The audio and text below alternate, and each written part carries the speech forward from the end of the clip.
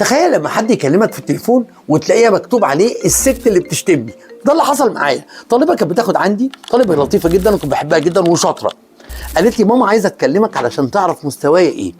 فقلت لها اتفضل. اديتها الرقم والام كلمتني. بفتح الرن عليا التليفون، انا مسجلها باسم الست اللي بتشتمني. قالوا يا مدام، هو طبعا ما قدرتش امسك نفسي. مدام هو حضرتك كنت بتهاجميني زمان؟ قالت لي ايه ده؟ انت عرفت ازاي؟